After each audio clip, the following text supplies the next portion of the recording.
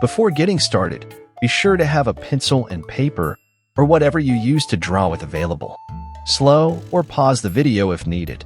I will be giving you instructions throughout the entire video. If you like the way this drawing instruction is shown, be sure to subscribe to receive more teaching videos. I generally start my drawings at the top and work my way down. First, draw a line about the length seen in the drawing. This is the brim of the Scarecrow's hat. It does not need to be straight. In fact, it looks better if it is not. Following the drawing, make a half circle under the line you just drew. This will be the outline for the Scarecrow's face. Do your best, but if you don't do it exactly as you intended, remember no one is perfect, not even myself. I make plenty of mistakes also. When drawing, you are just doing it to have fun. Draw a smaller line above the larger hat line. Notice, by the red arrows, it is a tiny bit shorter than both sides of the face outline. Bring the line down like it is a hill, touching the tip of the larger line, then curving it in toward the face. Repeat the same for the opposite side. All this time, follow the drawing to see how the lines are drawn. To finish the hat is just a matter of creating 4 lines across from one side to the other. The first line is to create the top of the hat, and the other 3 are for the center bands that wrap around the hat.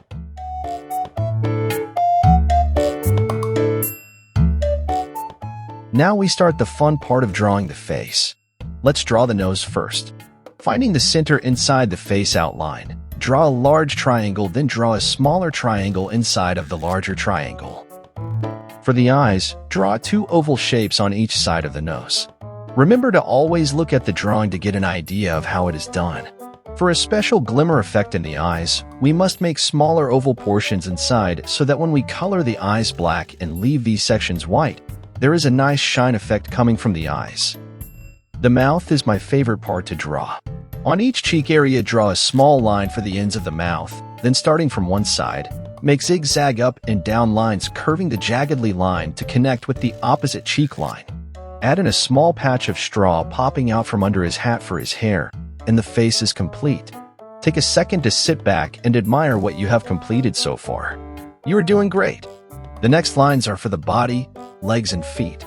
Beneath the face, in line with the outer part of the eyes, note I provided pink guidelines to show where to position the lines. Draw a straight line to the waist, angle out a little until you get to the ankle, then angle out a bit more and stop.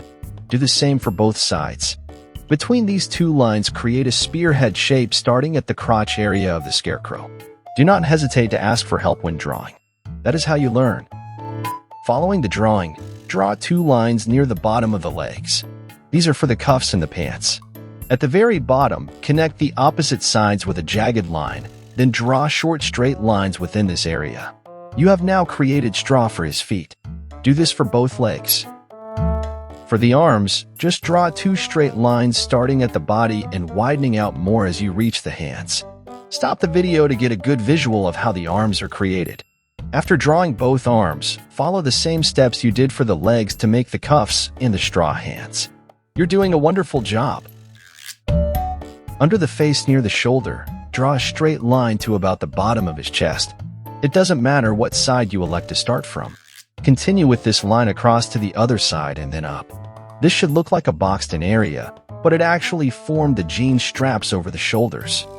To make the shoulder straps look more authentic, draw a small curve on each strap where it meets the main portion of the pants.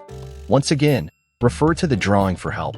Under each small curve, draw a small circle to represent the buttons or snaps that connect the front of the jeans to the shoulder straps. You're almost finished with your drawing, and it is really looking amazing. We just have one last addition, which is to add in his bow tie.